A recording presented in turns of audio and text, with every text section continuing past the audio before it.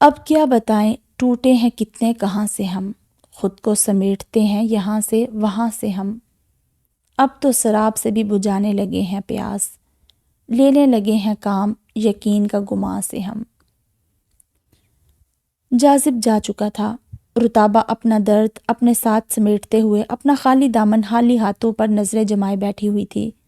ایک جمود سا طاری تھا اس پر، وہ خیالوں میں سب کو سامنے کھڑا کیے ان سے مخاطب تھی۔ چلی جاؤں گی میں تم سب کی زندگی سے دور، کبھی نہ لوٹ کر واپس آنے کے لیے، اتنی دور جاؤں گی جہاں تم میں سے کسی کو میری سانسوں کی خبر بھی نہیں ملے گی۔ دروازے پر ہونے والی دستک سے اس کی سوچوں کا جمود ٹوٹا۔ سبحانہ کے گھر کی میٹ نے اندر آ کر اسے بتایا کہ آپ کے گھر سے کسی رابی کی کال آئی ہے۔ رابی کی کال؟ وہ زیر لب بڑبڑائی اور باہر آ کر فون اٹھایا۔ رابی رو رہی تھی۔ اس کا رونا سن کر رتابہ پریشان ہو گئی کہ کہیں مایا کو کچھ ہو تو نہیں گیا۔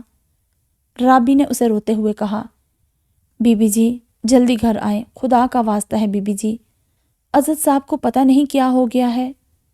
رتابہ کا دل ایک دم سے بند ہو گیا۔ کیوں؟ کیا ہوا ہے عزت کو؟ مجھے نہیں معلوم بی بی جی، گھر میں کوئی بھی نہیں ہے، سب مایا بی بی کو دیکھنے گئے ہوئے ہیں۔ علی صاحب بھی فون نہیں اٹھا رہے، آپ جلدی آ جائیں، مجھے بہت ڈر لگ رہا ہے، وہ اپنے ساتھ کچھ کر نہ لیں۔ رتابہ نے فون یوں ہی پھینکا اور بھاگتے ہوئے باہر آئی اور جلدی سے ڈرائیور کو گھر جانے کا کہا۔ اس کی یہ سوچ کر ہی جان نکل رہی تھی کہ کہیں جاذب نے اسے زیان کا بتا تو نہیں دیا۔ وہ اللہ سے خیر مانگتی گھر تک پہنچی تو بھاگتے ہوئے عزت کے کمرے تک بکھرتی سانسوں کے ساتھ کھڑی تھی۔ عزت دروازہ کھولو۔ عزت کی اندر سے با آواز رونے کی آوازیں آ رہی تھی۔ رتابہ نے وہاں سے رابی کو جانے کے لیے کہا۔ رابی آنسو دوپٹے سے پونچھتی اپنے کوارٹر میں چلی گئی۔ رتابہ نے جلدی سے ہال کا دروازہ بند کیا کہ بات جو بھی ہو کسی اور کے کان میں نہ پڑے۔ کچن کے کیبنٹ سے گھر کی چابیاں تلاش کر کے دوڑتی ہوئی اوپر آئی۔ جلدی میں ساری چابیاں لگا کر دروازے کا لاک کھولنے لگی۔ 5-6 چابیاں لگانے کے بعد دروازہ کھلا تو جلدی سے دروازہ کھول کر جب اس نے اندر کا منظر دیکھا تو اس کی رہی سہی جان بھی نکل گئی۔ ہر چیز فرش پر ٹوٹ کر جا بجا بکھری ہوئی تھی۔ شیشہ بھی چکنا چور فرش پر بکھرا ہوا تھا۔ عزت نے خود کو مار مار کر اپنا منہ سر توڑ لیا تھا۔ اس وقت بھی وہ بیڈ پر سر پٹک رہا تھا۔ رتابہ بھاگتے ہوئے اس کے پاس آئی۔ وہ اپنے ہوش و حواس میں نہیں تھا، بیڈ سے سر ٹکراتے ہوئے۔ رتابہ نے جلدی سے اپنی ہتھیلی بیڈ پر رکھی۔ اس کا ہاتھ بھی خون سے بھر گیا۔ عزت کیا کر رہے ہو یہ؟ عزت میں رتابہ، تمہاری رتابہ۔ اس کے لیے اپنا آپ بھی سنبھالنا اس وقت مشکل تھا۔ اسے روکتے ہوئے وہ اس کی گود میں جا گری تھی۔ یہاں دیکھو میری طرف، عزت، اس نے چلا کر عزت کو پکارا۔ وہ اسے دیکھ کر دیوانہ وار اس سے چپک گیا اور اسے پکار پکار کر اس طرح چلانے لگا جیسے کوئی بچہ ماں کا جنازہ اٹھانے پر ایڑیاں رگڑ رگڑ کر روتا ہے۔ رتابہ کی تو جان ہی نکل گئی۔ کیا ہوا ہے عزت؟ بتاؤ تو کچھ کہ کیا ہوا ہے؟ وہ خون بھرے ہاتھوں سے رتابہ کا چہرہ ہاتھوں میں لے کر بولا، تم نے زیان کی سچائی مجھ سے کیوں چھپائی؟ اللہ! رتابہ کی روح حلق میں جا اٹکی۔ بتاؤ مجھے، کیوں چھپایا مجھ سے؟ وہ زور زور سے خود کو تمانچے مارنے لگا۔ کیوں نہیں بتایا کہ وہ جاذب کا بچہ ہے؟ عزت کا پاگل پن اس سے سنبھالے نہیں سنبھل رہا تھا۔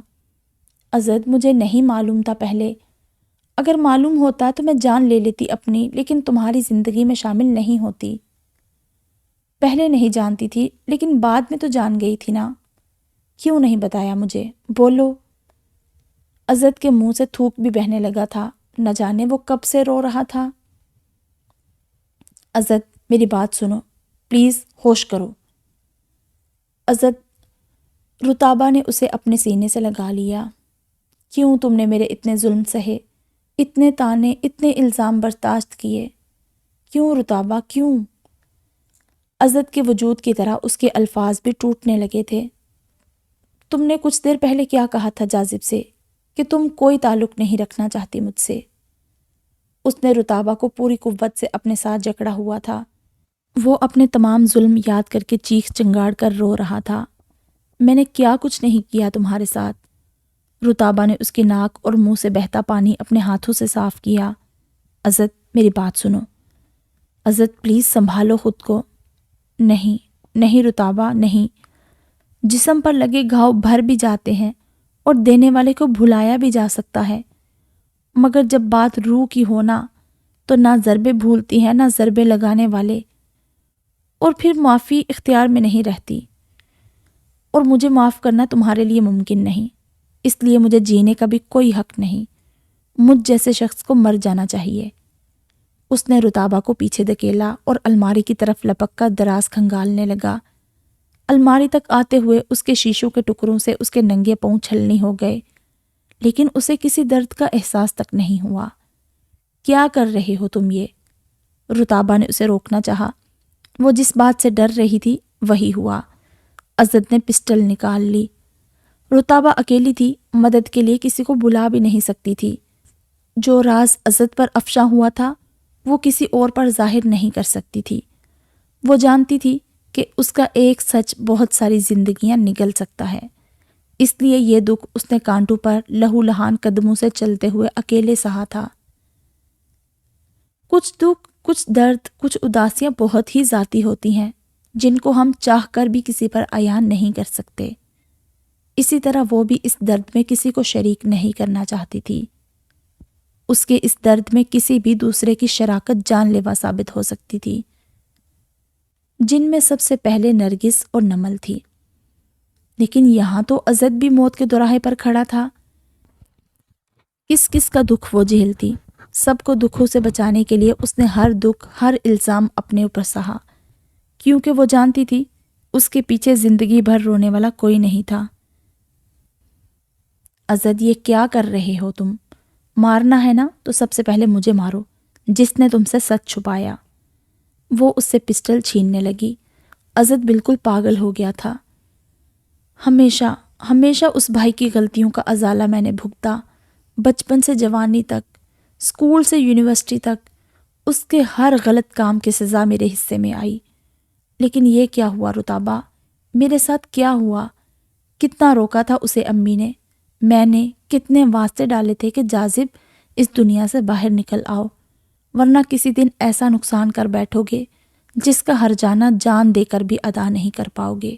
اور وہی ہوا، وہ اپنی زندگی کا سب سے بڑا نقصان کر بیٹھا۔ لیکن میں نے کیا کیا؟ اس نے تو ایک ہی بار میں لوٹا تمہیں، اور میں نے بار بار اپنی زبان سے تمہاری عزت کے پرخچے اڑائے، میں نے بار بار تمہیں برہنہ کیا۔ روتے روتے وہ الٹیاں کرنے لگ گیا۔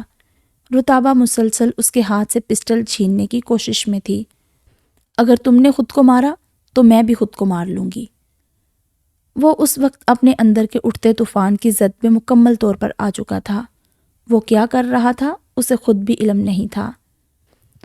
کیا ہو جاتا اگر میں اسے قسمت کا لکھا سمجھ کر تمہیں قبول کر لیتا اور تمہیں ذلیل اور رسوا نہیں کرتا؟ رتابہ نے اپنا سر اس کے قدموں میں رکھا۔ عزت، صرف تم ہی میرے نہیں، میں بھی تمہاری قصوروار ہوں۔ تمہیں اعتماد میں لے کر سب بتانے کی ہمت نہیں کر سکی میں۔ اپنے لب سی کر تمہیں اندھیرے میں رکھا۔ میرے ساتھ جو بھی کیا تم نے اس کی بڑی وجہ میں خود بھی ہوں۔ عزت، معاف کر دو مجھے۔ رتابہ، میں تمہارا سامنا نہیں کر سکتا اب۔ زنا قابل معافی ہے، لیکن میں… وہ پسٹل کے ٹریگر پر انگلی رکھ چکا تھا اور پسٹل اس کی کنپٹی پر تھی۔ رتابہ ہاتھ جوڑ کر کھڑی تھی۔ یہ ظلم مت کرو میرے ساتھ۔ ظلم تو جو میں نے تم پر کرنے تھے وہ کر چکا، تمہیں جیتے جی خود سے جدا نہیں کر سکتا۔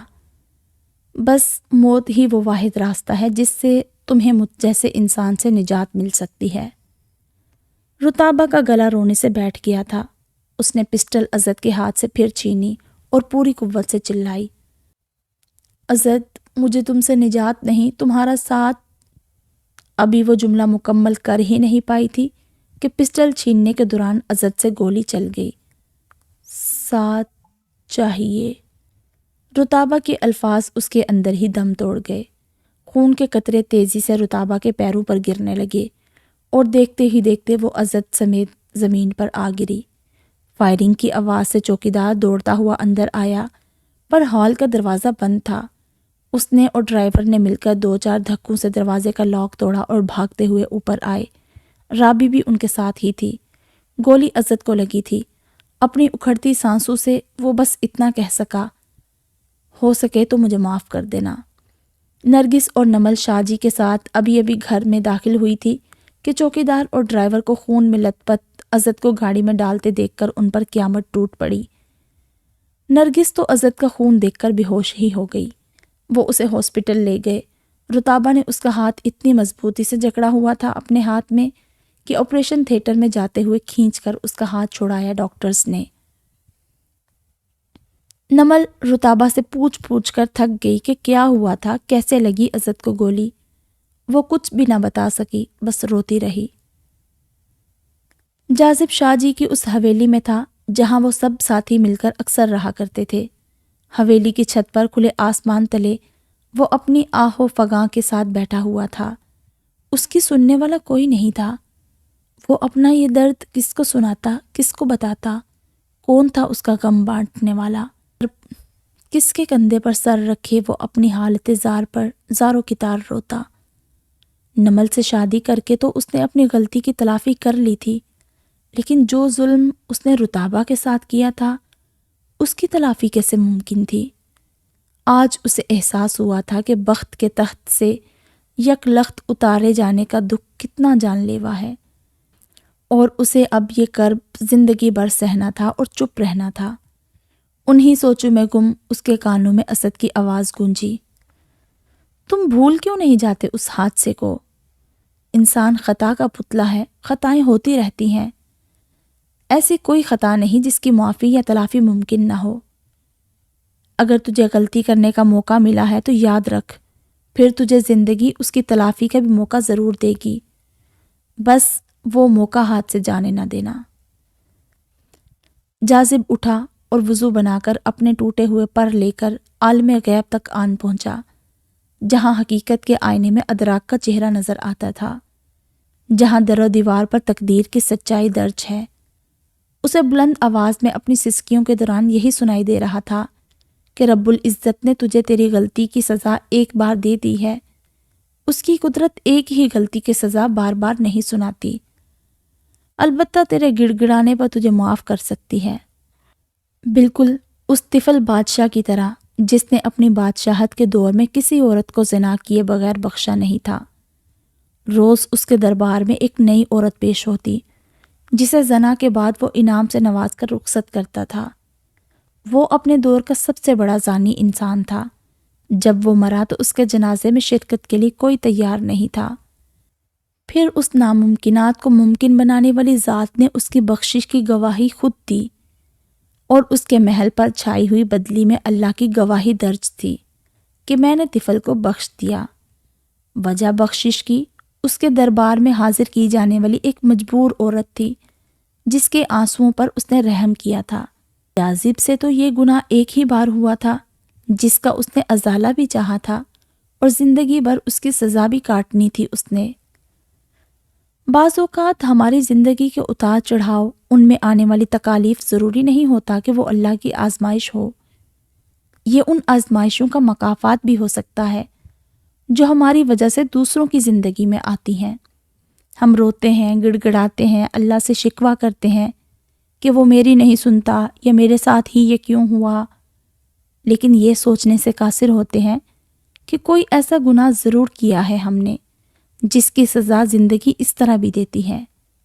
انسان کی فطرت ہے کہ وہ ہمیشہ اپنی طاقت، اپنا غصہ خود سے کمزور پر نکالتا ہے۔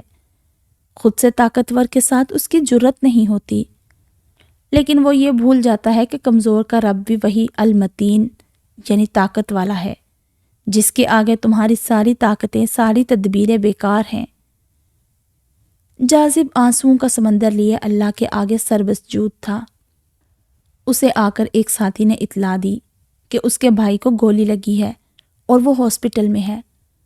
شاہ جی نے کہا ہے کہ فوراً ان سے رابطہ کریں۔ گولی عزت کو دائیں طرف سینے میں لگی تھی جو اس کے پھیپھڑے کو چھوتی ہوئی کندھے کی ہڈی میں جا پھنسی تھی۔ آپریشن سے گولی نکالی جا چکی تھی۔ اسد کی حالت بھی خطرے سے باہر تھی، لیکن وہ ابھی تک ہوش میں نہیں آیا تھا۔ جاذب آدھے گھنٹے میں ہاسپٹل تھا۔ جاذب بھائی کو دیکھنے ڈاکٹر کی اجازت سے ICU میں آیا، جہاں رتابہ سجدے میں سر رکھے اپنے رازداں ساتھی سے محو گفتگو تھی۔ اے میرے رب، تو نے مجھے اس مقام پر لا کھڑا کیا ہے جہاں محشر کا سماں ہے اور سارے گناہگار میرے سامنے ہیں۔ ایک ایک کر کے سب اپنے اپنے جرم کا اعتراف کر رہے ہیں اور معافی کے طلبگار بھی ہیں، لیکن میرے رب مجھے اتنی ہمت، اتنا حوصلہ بھی دے کہ میں ان کو تیری رحمت کے پے در پہ اعلیٰ ظرفی کا مظاہرہ کرتے ہوئے معاف کر سکوں۔ انسان کے اسبات میں اپنی صفات کا پیکر رکھنے والے رب، میرا حوصلہ بن کہ میں ان کو بھی معاف کر سکوں، میری طاقت بن کہ میں ان کو بھی معاف کر سکوں، تاکہ تیرے حضور حاضر ہوتے ہوئے جب میرے گناہ تیرے سامنے ہو تو بھی مجھے معاف کر سکے۔ جاذب کی موجودگی کا اسے اس وقت احساس ہوا جب اسے قدموں کی چاپ اپنے قریب سنائی دی۔ اس نے سجدے سے سر اٹھا کر دیکھا تو جاذب ہاتھ جوڑے شرمسار اس کے آگے سر جھکائے بیٹھ گیا۔ رتابہ جانتی تھی کہ مانگتے ہاتھوں کا دکھ کیا ہوتا ہے، ان کی تڑپ کیا ہوتی ہے۔ اگر رتابہ کے لاوارث مانگتے ہاتھوں کی خاموشی اور ان کا کرب کوئی سن سکتا تو مر جاتا۔ جاذب کی آنکھوں سے بہتے آنسوں کی روانی بتا رہی تھی کہ اگر رتابہ نے اسے معاف نہیں کیا تو وہ اپنی جان پر یہ عذاب نہیں سہ پائے گا، اور ایک اور جان کا ضیاع وہ اپنی جان پر نہیں جھیلنا چاہتی تھی۔ اس نے بات کر کے جاذب کے اور اپنے بیچ کی خاموشی توڑی۔ میں نے جہاں اتنے سال یہ راز چھپائے رکھا اب بھی چھپا لیتی، لیکن میں نے آپ سب کی طرف لوٹ کر نہیں آنا تھا واپس، اس لیے آپ کو سچائی سے آگاہ کیا کہ آپ اسے خود سے یہ سمجھ کر کبھی جدا نہ کریں کہ یہ کسی اور کی ناجائز اولاد ہے۔ باپ ہونے کی حیثیت سے آپ کو آپ کی اولاد کا بتانا میرا حق تھا، تاکہ وہ باپ کی شفقت سے محروم نہ رہ سکے۔ رتابہ اس کے سارے انکہے سوالوں کا جواب دے رہی تھی، اور جہاں تک بات اسد کے لا علم ہونے کی ہے تو میں نے اس کو اس لیے لا علم رکھا کہ میں ان بھائیوں کے بیچ نفرت کی دیوار نہیں بن سکتی تھی جو عرصہ دراز کے بعد امی کی دعاؤں کی وجہ سے ایک ہوئے تھے۔ آپ دونوں کے بیچ پھر سے نفرت کا بیج میں نہیں بو سکتی تھی۔ جاذب اس کی بات سن کر پچھتاوے کی آگ میں جلتا ہوا بولا، اگر تمہارا دل مانتا ہے تو مجھے معاف کر سکتی ہو، لیکن اگر سزا دینا چاہتی ہو تو میری جان بھی حاضر ہے۔ اگر اپنی بے گناہی ثابت کرنا چاہتی ہو تو میں سب کے سامنے اپنا جرم قبول کرنے کو بھی تیار ہوں۔ رتابہ نے اس پر ایک سرسری سے نظر ڈالی۔ آپ میرے گناہگار ہیں، لیکن میں اس خطا میں آپ کی سزاوار نہیں بننا چاہتی۔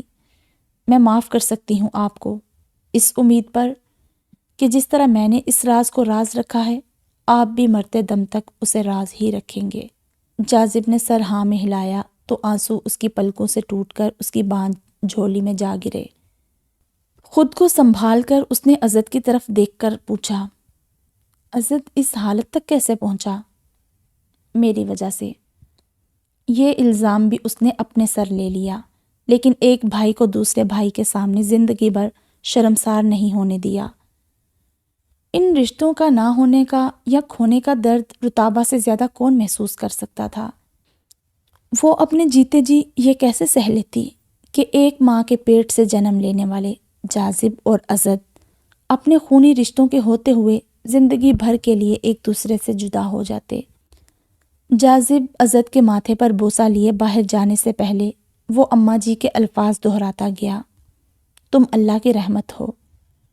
رتابہ نے تہیہ کر لیا تھا کہ وہ اسد کے ہوش میں آتے ہی اپنی جان گروی رکھ کر اسے اس راز کو ہمیشہ کے لیے دفن کر دینے کا وعدہ لے گی۔ اس ارادے کو لے کر وہ پھر سے اپنے رب سے مسلسل ہم کلامی میں تھی۔ سالوں کے دکھ لمحوں میں ختم نہیں ہوتے۔ بعض دفعہ معافی مانگنے والا تو معافی مانگ کر اپنی تکلیف کم کرنے کی کوشش کرتا ہے یا پھر اپنا اگلا راستہ آسان کرتا ہے، لیکن دوسری طرف معاف کرنے والا کبھی کبھی ایسے مقام پر ہوتا ہے کہ وہ معافی مانگنے والے کو تو معاف کر دیتا ہے، مگر اس تکلیف کو نہیں بھول پاتا۔ جو سزا، جو ہجر کے لمحے عذاب بن کر گزرے ہوں، وہ نہیں بھول پاتے۔ وہ بار بار ٹھکرائے جانے کا احساس، محبت روٹھ جانے کی تکلیف، تلخ الفاظ، تلخ لہجہ، سب پھر بھی ذہن میں کہیں نہ کہیں نقش ہو جاتے ہیں۔ پھر اتنا ظرف دکھا کر معاف کر دینا، واللہ صبر کرنا آسان تو نہیں، لیکن صبر کی منازل طے کرتے ہوئے معاف کر دینا اتنا مشکل بھی نہیں۔ اس میں انسان دوہری اذیت سے خود کو بچا لیتا ہے۔ رتابہ کے سامنے یہاں معافی کی صورت میں نبی صلی اللہ علیہ وآلہ وسلم کی سیرت موجود تھی، جنہوں نے اپنے چچا کا کلیجہ نکالنے والوں کو بھی معاف کر دیا تھا۔ اور صبر کی مثال میں کربلا کے میدان میں نبی اکرم صلی اللہ علیہ وآلہ وسلم کی آل تھی، جو ہر بات کا علم پہلے سے رکھنے کے باوجود اللہ کی رضا کے آگے اپنا سر قلم ہونے کے لیے خیمے لگائے موجود تھے۔ اور صبر کرنے والوں کے لیے اللہ کا فرمان بھی اس کے حافظے میں تھا کہ اللہ صبر کرنے والوں کے ساتھ ہے۔ پھر وہ کیسے صبر نہ کرتی اور کیسے نہ معافی سے کام لیتی کہ وہ ذات اس کے ساتھ تھی جو جاودہ ہے۔ گوپال نوکری کی تلاش میں دوسرے شہر میں در بدر پھر رہا تھا۔ شاہ جی اور علی مسلسل اس کی تلاش میں تھے۔ جاذب اپنی تمام تر محرومیوں کے ساتھ لاہور چلا گیا۔ رتابہ عزت کے پاس ہی تھی۔ کئی گھنٹوں سے وہ بار بار عزت کے چہرے کو پیار سے تکتی رہی۔ جتنی بار وہ اسے دیکھتی، ہر بار اس کی محبت کا خمار اس کے دل میں بڑھتا چلا گیا۔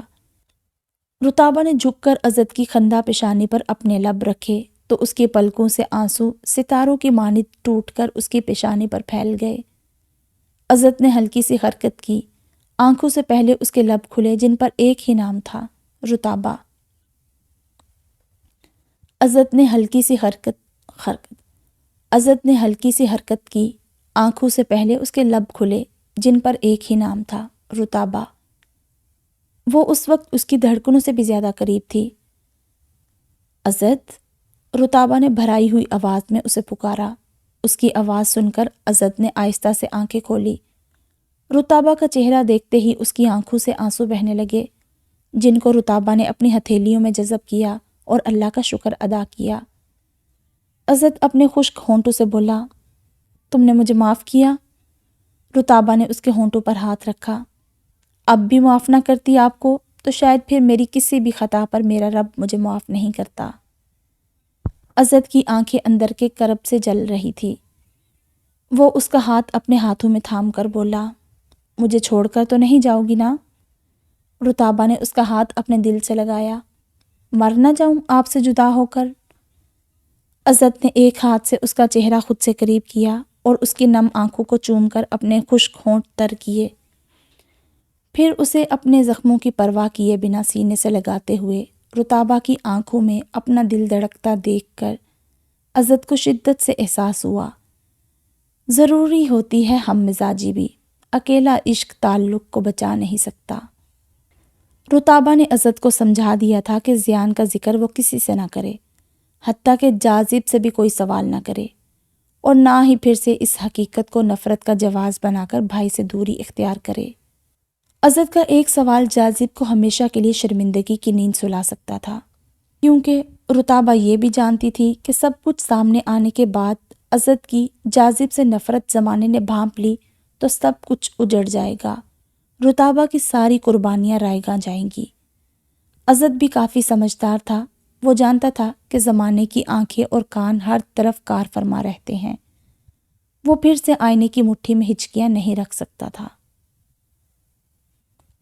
رتابہ مایا کو دیکھنے گئی تھی علی کے ساتھ۔ اسے مایا کا بہت دکھ تھا۔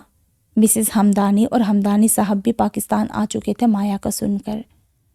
حالانکہ قصور مایا کا اتنا زیادہ نہیں تھا۔ بندیا نے اسے جو کہا تھا وہ بھی اس پر ایمان لے آئی تھی، لیکن عزت اور رتابہ کو جدا کرنے کی کوشش اس کی کامیاب نہیں ہو سکی۔ مایا کو اس کی اکڑ، غرور اور بے جا حسد کی سزا ملی تھی۔ غرور صرف اللہ تبارک و تعالیٰ کی شان پر جچتا ہے۔ انسان کی کیا اوقات اور کیا حیثیت کہ وہ غرور کر سکے؟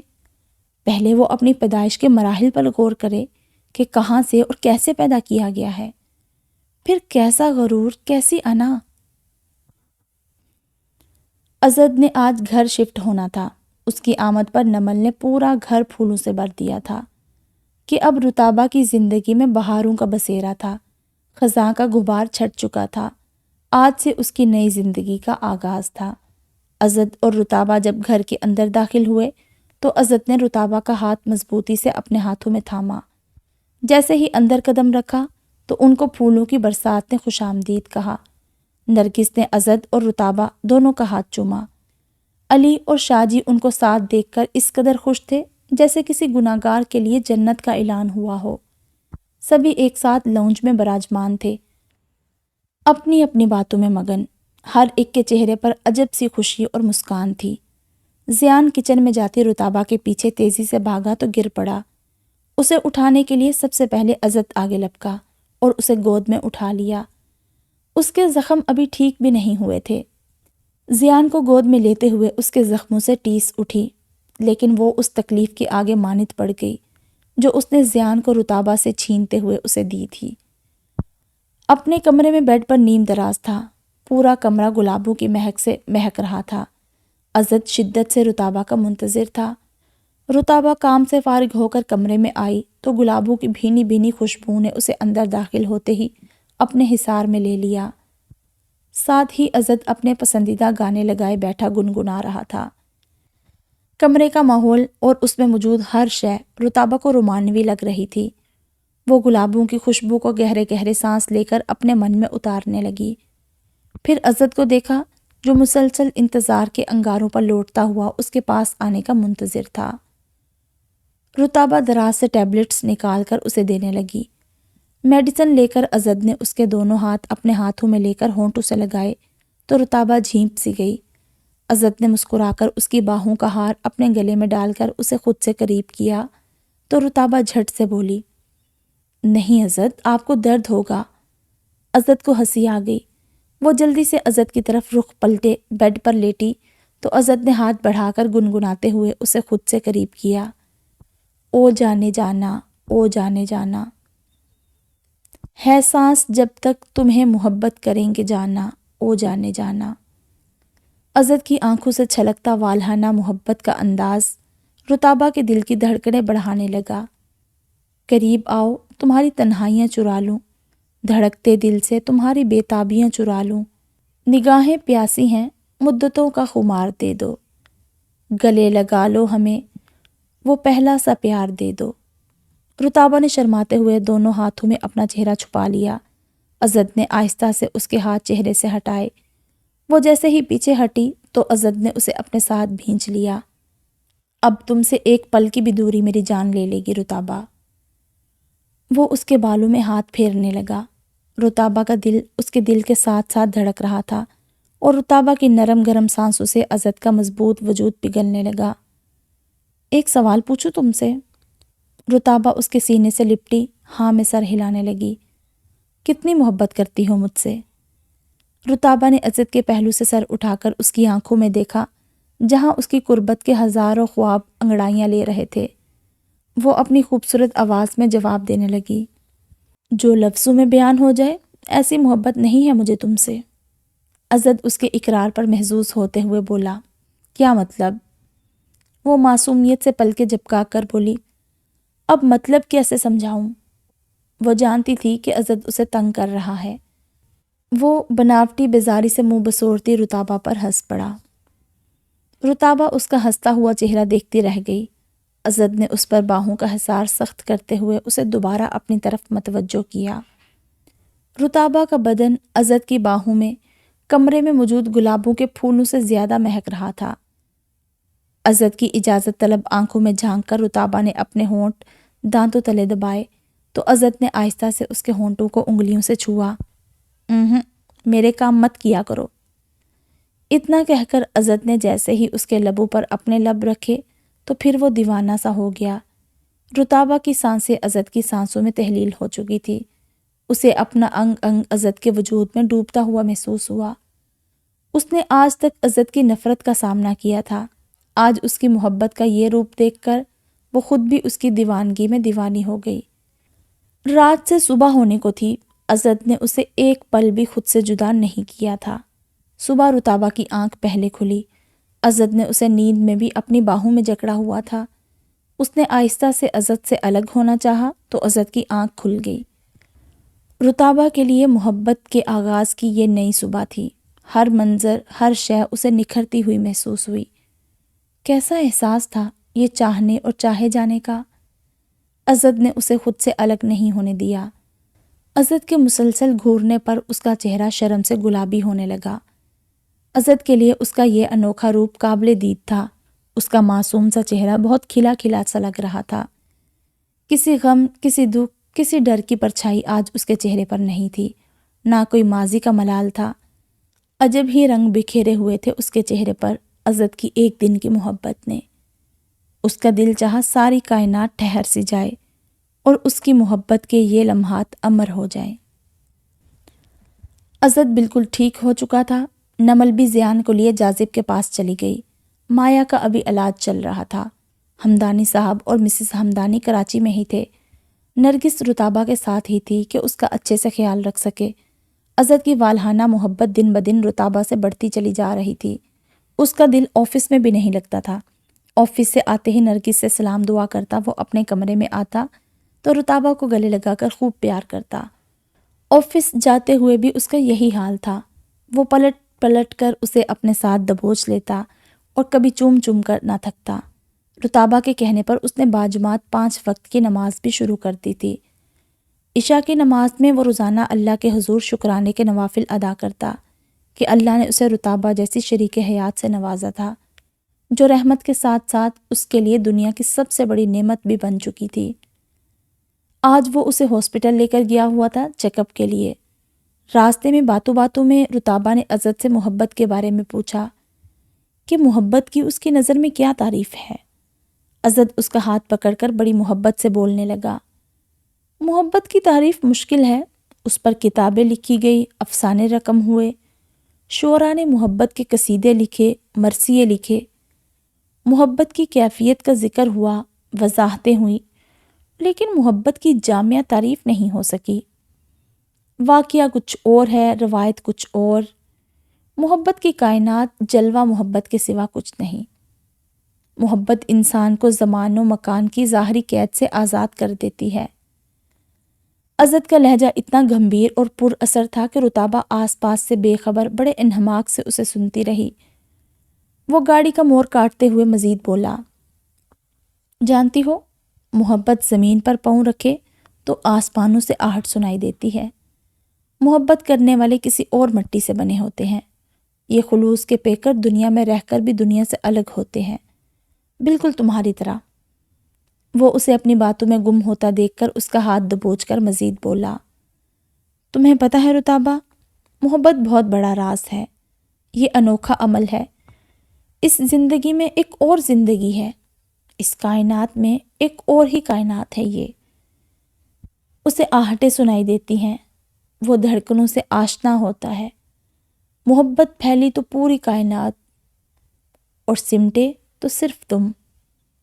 اسد نے اس کا ناک پکڑ کر دبایا تو وہ اس کی محبت کے سحر سے باہر آئی اور سامنے دیکھا تو وہ گھر پہنچ چکی تھی۔ وہ اتر کر گاڑی سے اندر جانے لگی۔ اسد اس کے پیچھے پیچھے آیا۔ اس نے پلٹ کر دیکھا، کیا ہوا ہے؟ آفس نہیں جانا کیا؟ اس نے بچوں کی طرح ناں میں سر ہلایا، پھر کسی کو سامنے نہ دیکھ کر اسے ہاتھ سے پکڑ کر ڈرائنگ روم میں لے آیا۔ رتابہ جانتی تھی کہ وہ اسے پیار کیے بنا آفس نہیں جاتا تھا۔ اس نے جلدی سے رتابہ کا چہرہ ہاتھوں میں لیا اور اس کا ماتھا، اس کی آنکھیں، اس کے گال اور اس کے لبوں پر زور سے بوسہ لیا۔ بس کرے نا، رتابہ نے اسے پیچھے دھکیلا۔ نہیں دل چاہ رہا یار جانے کو۔ وہ رتابہ سے لپٹ گیا۔ اف عزت، بہت ہو گیا، بس۔ وہ بالکل سیریس ہو گئی اور اس نے زبردستی اسے آفس بھیجا کہ آج اس کی میٹنگ تھی۔ اسے تقریباً دھکیل کر رتابہ نے گاڑی تک لایا۔ وہ گاڑی میں بیٹھ کر اسے وارن کرنے لگا کہ لوٹ کر آنے دو مجھے، سارا حساب برابر کروں گا۔ رتابہ نے مسکرا کر اسے اللہ حافظ کہا تو اس کی مسکراہٹ دیکھ کر وہ اپنے ہاتھ مسلتا ہوا بولا، واللہ پھول بھی اس طرح نہیں کھلتے جیسے تم مسکراتی ہو۔ اتنا کہہ کر عزت نے اسے ڈرانے کے لیے شرارت سے ایک پاؤں گاڑی سے باہر نکالا تو وہ اس کے ارادے بھانپ کر وہاں سے گولی کی طرح فرار ہوئی۔ عزت کا بلند قہقہا اسے اپنے پیچھے سنائی دیا۔ وہ سارا دن عزت کی باتوں میں کھوئی رہی۔ کتنے خوبصورت انداز سے اس نے محبت کو بیان کیا تھا۔ علی ہر دوسرے دن دیوی کے یہاں چکر لگاتا کہ گوپال آیا یا نہیں۔ وہ کس شہر میں تھا، زندہ بھی تھا یا نہیں، کوئی نہیں جانتا تھا۔ شاہ جی کے بندے اسے 3-4 شہروں میں ڈھونڈ رہے تھے۔ بندیا دیوی اور پائل کے ساتھ ان کے گھر میں رہنے لگی تھی۔ جو گھر شاہ جی نے اسے گفٹ کیا تھا، اس نے وہ گھر جمنا بائی کے نام کر دیا تھا۔ شاہ جی کے کہنے پر جمنا بائی نے اس گھر کو عورتوں کے لیے بوتیک میں بدل دیا تھا، جہاں وہ بندیا اور اس جیسی کئی لڑکیوں کو نوکری دے کر اپنے ساتھ رکھنے لگی تھی۔ جمنا بائی کو کافی لڑکیوں کا علم تھا، جو جوانی سے بڑھاپے تک اس جسم فروشی کی دنیا میں رہی تھی۔ جہاں ممکن ہوتا وہ کسی نہ کسی تک پہنچ کر انہیں ساتھ لے آتی۔ شاہ جی جمنا بائی کو مکمل سپورٹ کر رہا تھا۔ اس کے پاس پیسوں کی کمی نہیں تھی۔ بندیا نے بھی اس کا بھرپور ساتھ دیا۔ جمنا بائی شاہ جی کو بھگوان سمجھ کر پوجنے لگی تھی۔ اسے اپنی زندگی کے 30 سالوں میں شاہ جی جیسا کوئی مرد نہیں ملا تھا۔ علی آج پھر آیا بندیا کے یہاں تو دیوی نے اسے اندر بلا لیا۔ ابھی کچھ دیر ہی ہوئی تھی، وہ بیٹھا ہی تھا کہ اتفاق سے گوپال گھر آ گیا۔ کچن سے نکلتی دیوی اسے دروازے سے اندر داخل ہوتا دیکھ کر ہکا بکا رہ گئی۔ اس کی حالت فقیروں سے بھی بدتر تھی، لیکن ہاتھوں میں اس کے راشن پانی کے تھیلے اور کچھ پیسے تھے، جو اس نے چپ چاپ دیوی کے قدموں میں رکھے۔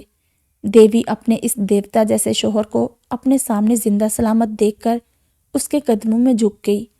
گوپال فوراً پیچھے ہٹا۔ یہ کیا کر رہی ہے تو؟ علی بھی کمرے سے باہر آیا۔ گوپال کی نظر علی پر اور پھر گھر پر پڑی، جو ساری ضروریات کے ساز و سامان سے آراستہ تھا۔ وہ ششدر سا رہ گیا کہ یہ سب کیا تھا۔ دیوی نے اسے سارے حالات سے آگاہ کیا تو گوپال ہاتھ جوڑے علی کے آگے گھٹنے ٹیکنے لگا ہی تھا کہ علی نے گوپال کو گلے سے لگایا۔ گوپال زاروں زار رویا۔ بندیا بھی آ چکی تھی۔ وہ باپ کو دیکھ کر اس کے قدموں سے اس طرح لپٹی جیسے بختی بچپن میں اس کے قدموں سے دیوی کے ڈر سے لپٹ جایا کرتی تھی۔ گوپال زمین پر جا بیٹھا اور بندیا کو سینے سے اس طرح بھینچا جیسے وہ اسے ساری کائنات سے چھپانا چاہ رہا تھا۔ وہ ایک پل کو باپ کے سینے سے جدا نہیں ہوئی تھی۔ علی نے بختی کے متعلق گوپال سے پوچھا تو گوپال نے اسے ساری حقیقت بتانے میں لمحہ نہیں لگایا، اور اس کے بچپن کی کچھ چیزیں وہ اپنے پرانے صندوق سے نکال کر اور کچھ تصاویر لے کر وہ علی کے سامنے حاضر تھا، جس میں بختی کے بچپن کا فراق، ایک سونے کی انگوٹھی اور 3 سال کی عمر میں 2 تصاویر تھی۔ گوپال نے علی کو بتایا کہ وہ اس کی بہن کو ایک ایکسیڈنٹ میں ملی تھی۔ بہت سے لوگوں سے آس پاس سے پوچھا کہ یہ کس کی بچی ہے، لیکن کسی کو معلوم نہیں تھا۔ اس کی بہن نے اسے کسی یتیم خانے میں داخل کرنے کی بجائے اسے خود گود لے لیا، اور اس کی بہن کے اس دنیا سے چلے جانے کے بعد بختی اس کے پاس تھی۔ علی اس کی تصویریں اور سامان لے کر اپنے گھر گیا، جہاں شاہ جی اس کے آنے سے پہلے ہی نکل چکا تھا۔ وہ شاہ جی سے مشورہ کرنے آیا تھا کہ رتابہ کی یہ بچپن کی تصاویر اخبار میں شائع کی جائیں تو ہو سکتا ہے اس کے والدین زندہ ہوں اور وہ اسے پہچان لیں۔ علی پھر سے رتابہ کی ایک تصویر جیب سے نکال کر غور سے دیکھنے لگا۔ تصویر بہت زیادہ پرانی ہو چکی تھی۔ اس کا چہرہ دھندلا دھندلا دکھائی دے رہا تھا۔ علی نے اس کی تصویر ایک سائڈ پر رکھ کر صوفے سے اپنا سر ٹکایا۔ وہ بہت تھکا ہوا تھا۔ اس کی ماں جی نماز سے فارغ ہو کر اس کے پاس آ کر بیٹھی اور اس کا ماتھا چوم کر اس پر صورتیں پڑھتے ہوئے دم کرنے لگی۔ علی نے آنکھیں کھولی اور ماں کے ہاتھ پکڑ کر چومے تو اس کی چھوٹی انگلی میں بچے کی انگوٹھی دیکھ کر وہ ہنس کر دیکھنے لگی۔ یہ کیا؟ یہ کس کی انگوٹھی پہن رکھی ہے تم نے؟ علی نے اتار کر ماں کو دکھائی۔ امی، یہ رتابہ کی ہے۔ سبحانہ انگوٹھی دیکھ کر مسکرائی، پھر علی کو واپس کی۔ بہت پیاری اور نیک بچی ہے، نہ جانے کس کی اولاد ہے۔ میری تو دلی دعا ہے کہ اللہ جلد از جلد اسے اس کے اصلی وارثوں تک پہنچا دے اور تمہاری بھی اس معاملے میں مدد فرمائے۔ علی نے آمین کہا۔ آج تمہاری بہن بھی زندہ ہوتی تو رتابہ جتنی ہوتی، لیکن اللہ نے اسے بہت جلد ہی اپنے پاس بلا لیا۔ علی ماں سے مصنوعی ناراضگی کا اظہار کرتے ہوئے گلہ کرنے لگا۔ شاہ جی کو یہ بات معلوم تھی کہ ہماری ایک بہن بھی تھی، لیکن آپ نے مجھے نہیں بتایا تھا میرے پہلی بار ملنے پر۔ سبحانہ نے پیار سے اسے گلے سے لگایا۔ کیا کرتی میرے بچے بتا کر، سالوں بیت چکے ہیں اس بات کو۔ سبحانہ کی آنکھیں بھیگنے لگی۔ علی نے ماں کے آنسو صاف کیے اور جاتے ہوئے دوسری جانب پڑی رتابہ کی تصویر جیب میں ڈالنے لگا تو سبحانہ کی نظر رتابہ کی تصویر پر پڑی۔ اس نے علی سے تصویر لیتے ہوئے کہا، یہ کہاں سے لی تم نے؟ سبحانہ نے تصویر کو غور سے دیکھا اور اس تصویر پر ہاتھ پھیر کر زیر لب بڑبڑائی، ملائکہ۔ علی نے حیرت سے ماں کو دیکھا، کون ملائکہ ماں جی؟ وہ تصویر کو چومتے ہوئے بولی، میری بچی ملائکہ، سکندر سے لی ہے تم نے یہ تصویر؟ عزت کے ہوش اڑنے لگے۔ امی غور سے دیکھیں، یہ آپ کی بیٹی ملائکہ نہیں ہے۔ علی بیٹا، آنکھیں اندھی بھی ہو جائے نا تو ماں اپنی اولاد کو پہچانتی ہے۔ علی ماں کی بات سن کر حواس باختہ ہو کر ان کے قدموں میں بیٹھا۔ امی یہ کیا کہہ رہی ہیں آپ؟ وہ اس کی بے یقینی پر آہستہ سے بولی، کیوں؟ تمہیں یقین کیوں نہیں آ رہا؟ علی کی آنکھیں حیرت سے پورے چہرے پر پھیلی۔ آپ نے تو کہا تھا کہ ہماری بہن مر چکی ہے۔ لیکن امی جس کی تصویر آپ کے ہاتھ میں ہے یہ تو زندہ ہے۔ علی کی بات سن کر سبحانہ کو تو غش آ گیا اور اس کا سر علی کے کندھوں پر جھولنے لگا۔ ماں جی، ماں جی۔ اس نے ماں کو گود میں لے کر ان کا چہرہ تھپتھپایا۔ بانو، وہ بلند آواز میں چلایا۔ جی صاحب جی، پانی لاؤ جلدی سے۔ وہ بھاگ کر پانی لائی۔ علی نے پانی کی چھینٹیں ماں کے منہ پر ماری تو آنکھیں کھولتے ہی وہ بھاگتے ہوئے سکندر کے کمرے میں آئی اور دھڑام سے دروازہ کھول کر اندر داخل ہوئی۔ وہ فون پر کسی سے مخاطب تھا۔ اچانک دروازہ کھول کر سبحانہ کے اندر آنے پر چونکا۔ علی بھی ماں کے پیچھے پیچھے تھا۔ وہ سکندر کا گریبان پکڑ کر بولی، کہاں ہے میری بچی، میری ملائکہ؟ سکندر نے آرام سے بہن کو کندھوں سے تھاما۔ تمہارے ایکسیڈنٹ میں چل بسی تھی وہ اس دنیا سے۔ سبحانہ بلند آواز میں چلائی، جھوٹ بول رہے ہو تم، میری بچی مری نہیں تھی۔ سکندر اپنی بہن کا جنون دیکھ کر پریشانی سے بولا، مجھے کیا ضرورت ہے جھوٹ بولنے کی؟ سبحانہ زاروں کی تار رو پڑی، تم نے جھوٹ بولا مجھ سے، میری بچی زندہ ہے۔ سکندر، میری ملائکہ زندہ ہے۔ وہ اس کا گریبان پکڑ کر جھنجھوڑنے لگی۔ سکندر نے علی کی طرف دیکھا جو پتھر کا بت بنا ماں اور ماموں کو دیکھ رہا تھا۔ سکندر نے سبحانہ کو آرام سے بیڈ پر بٹھایا۔ کس نے کہا ہے تم سے یہ سب؟ سبحانہ نے علی کے ہاتھ میں پکڑی تصویر سکندر کو دکھائی۔ یہ تصویر دیکھ رہے ہو؟ یہ تصویر میری بچی ملائکہ کی ہے۔ سکندر نے علی کی طرف دیکھا۔ آنسو حیرت کے مارے علی کی آنکھوں میں جم گئے تھے۔ ماموں جان، ماں جی کے ہاتھ میں جو تصویر ہے وہ بچی زندہ ہے۔ سکندر کے پیروں تلے سے زمین ہل کر رہ گئی۔